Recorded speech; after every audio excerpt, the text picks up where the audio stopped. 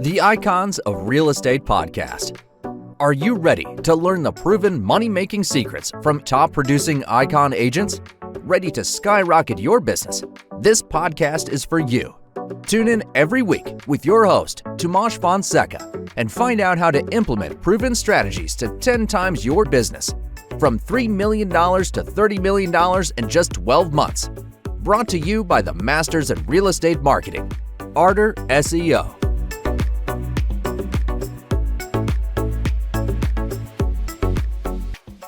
Welcome to Icons, the Real Estate Podcast. Today, we're joined by Cody Longley, a powerhouse in the real estate industry. With a background in entrepreneurship and marketing, Cody's expertise spans all sectors of the Alberta market.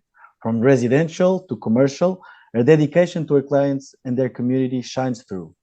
Welcome, Cody. It's great to have you with us. Yeah, thanks so much for having me. I appreciate being here. Nice. So in Icons, we love stories. So your real estate journey, spare no detail. Yeah, so I'm originally from Saskatchewan.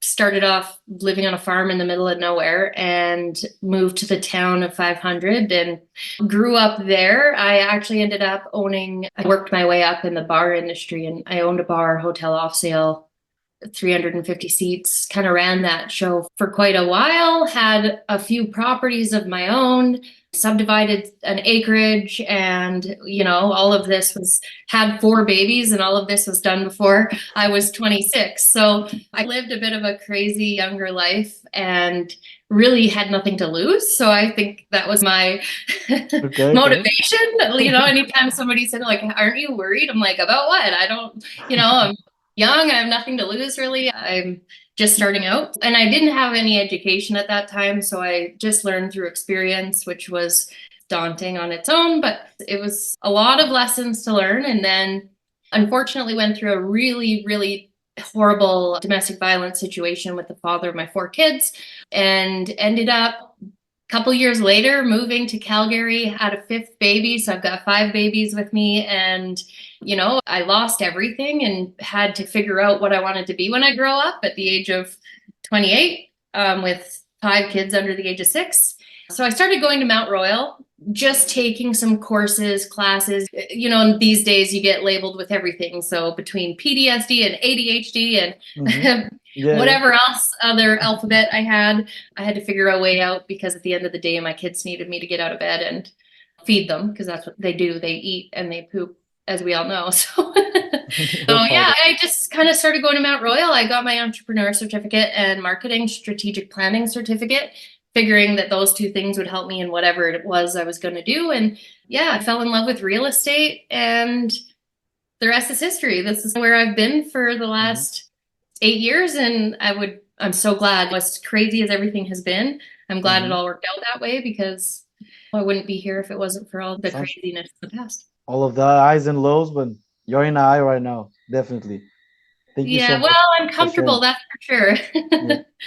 So as someone who has navigated various sectors, including residential and property management, you have a unique insight into challenges and opportunities faced by landlords. What are some common misconceptions landlords face in the rental market, and how can they navigate effectively? Yeah, no, that's a great question. I think that right now as a landlord, it's extremely difficult, because there's a lot of pressure being put on landlords to give their tenants a quote unquote deal, because the tenants are struggling.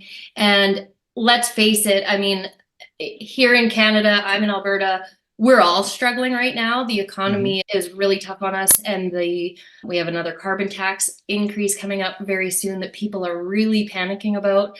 So it's easy to be upset with the person that you're paying every month to live in that home. It's easy to go that route, and it's easy. I see on social media every day people that are bashing landlords. I think a big part of it that everybody needs to recognize is we have a really big house shortage in Canada right now, including in this Calgary area that I'm in.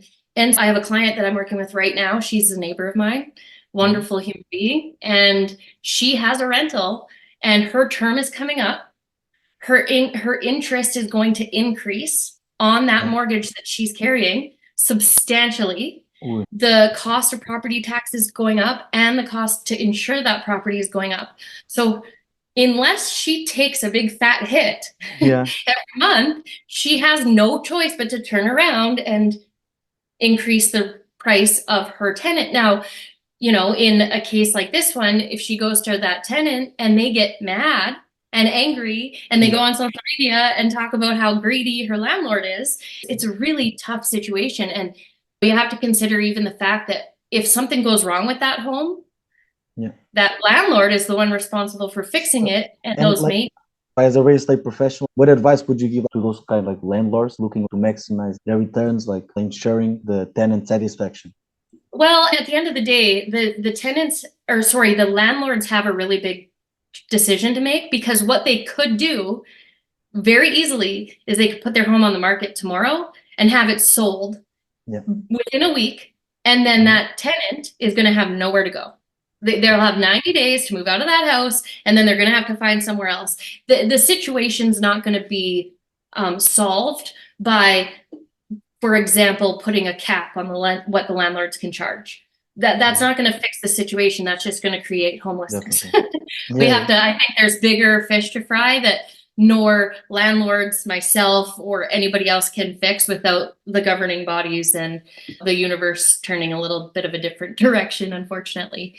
So I think everybody just needs to be very compassionate with one another right now, and understanding we're all having a really hard. We're in a tough spot right now.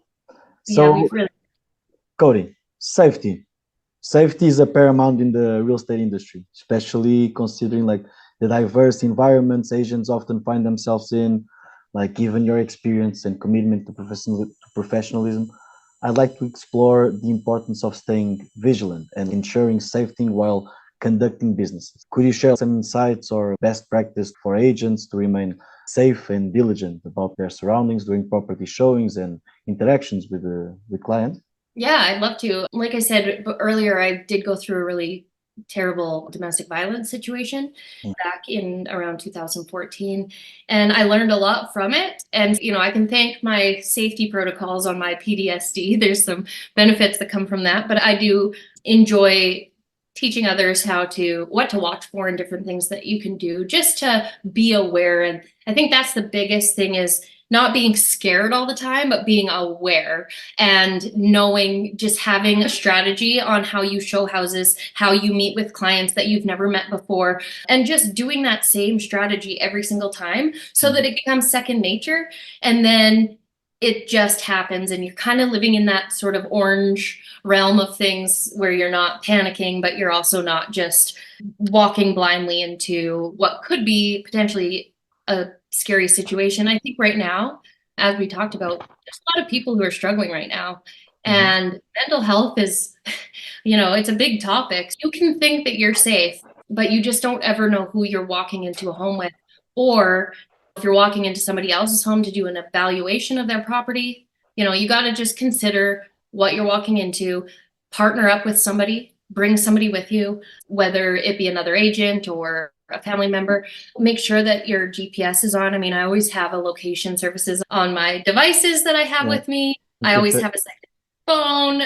There's lots of different things like that. Making sure you're not walking into a room first. You always let the client go ahead of you. You never park in the driveway, always park on the street so you can have a quick getaway if needed. And that includes during open fidgeting around. I know women in particular, it seems like, have a bad habit of just sort of fidgeting around, looking through their purse for their keys and that sort of thing. It leaves you vulnerable, right? So preventing that. They do that. Women tend to they start moving out like all the stuff and looking around, but men do the same as well. Like when they feel uncomfortable, they give you more space. They try to be more calm, but they try like maybe to answer a phone call. It's difficult. But like you were saying, mental health is really important, and nowadays that's what you deal with a lot of this. People say that they're okay, hey, how are you? And you don't know what they've been through and what they're passing through. So it's difficult to make judgments and assess, to understand like that stuff. Fun question. What rule did you wish you knew when you started out? Rule? Which Like, rule did I wish I knew when I first started out? yeah, like rule or some motivation, something like when you some knowledge that you know now that you wish you had before. For like, so 10 years ago, what would you say to Cody? Yeah, I think trusting the process would be one of them. When I worked in the bar service industry, right? So Mm-hmm. getting tips literally as you were bringing a drink to somebody's table, they would tip you. It was so immediate, and we live in a world of immediate reward. Even if it's a post on social media and you get a like, as small as it seems, that's still that kind of reward behind something that you're doing.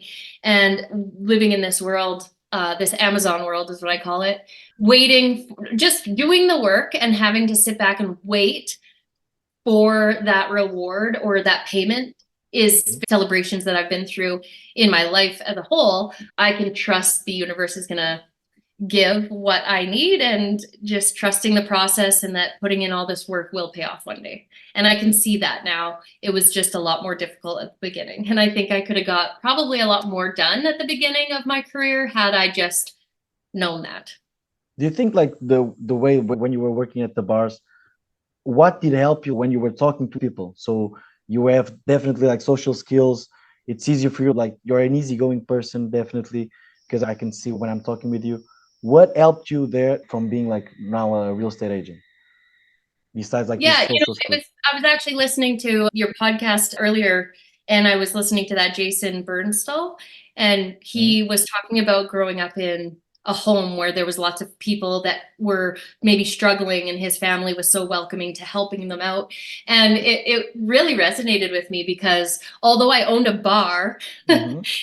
it seems counteractive to those people that are struggling, oftentimes, I mean, I opened that bar up at 9 a.m. and didn't close it till 3 a.m. So I did get to meet a lot of different people, and a lot of them were struggling. And those people who were coming in at 9 in the morning, they weren't necessarily drinking alcohol, Yeah. but they had a lot to say. And so, They were yeah, just I mean, looking for a friend and they were just someone looking to for, listen to them. Yeah, yeah.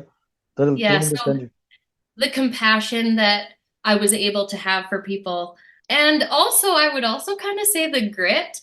I'll tell you what, there's nobody who can find a dollar faster than somebody who is addicted to something. Oh, Whether, right?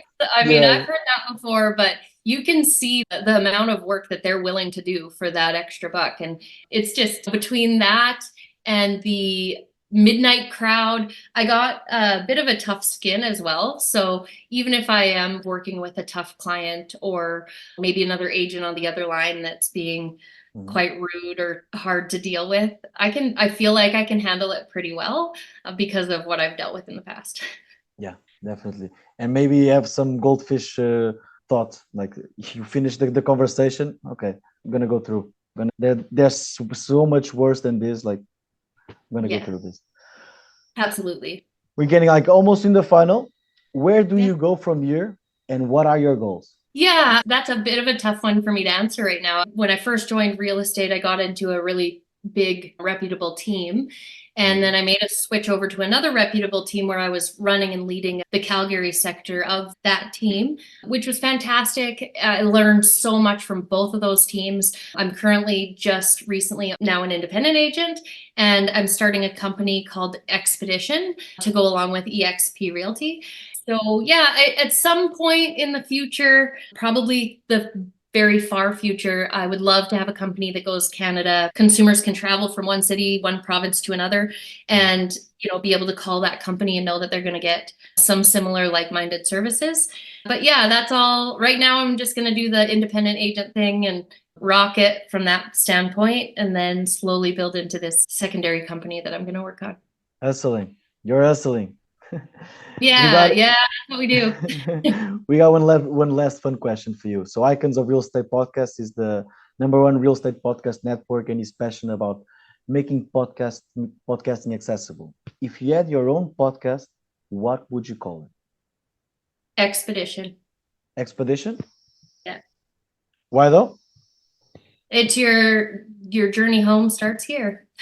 Ooh, you already have your I do. expedition? I've been working on it. Yeah, that's right. You've been thinking Expedition. about this. Oh, that's Yeah, amazing. That's amazing. You already have yeah. an So entrance. yeah, it's EXP for EXP Realty, and then the edition would be for whichever edition that we're in. So I've already started a portion of the newspaper here in the local area. So it's the edition, it's the expedition of that area. Okay. So if it was in Calgary, it would be the Calgary edition. So slowly working to open that up and see how it goes, but trust the process. Yeah. Thank you so much. Hey, before you leave, how can our audience reach you? Just like your website, your Yeah, your I have social media? CodieLongley.com is my website, and I have all of my Facebook, YouTube. I've got all the social media things that people like to go on to. So yeah, they can pretty much find me anywhere. I think there likely will be some links to this podcast that might be available as well, right? Definitely. Yeah. Cody, thank you so much for having you. We're like really proud, and I'm really proud of myself of like you being here because you taught me a lot. Yeah, definitely. Thank you so Aw, much. I appreciate you asking me. I was really excited. I've been thinking about this podcast for a few days, and I'm really blessed and appreciate the fact that I'm here today. We would love to have you another time here because you're an icon for sure. Thank you so I much. would love to. Yeah, we'll see you next time.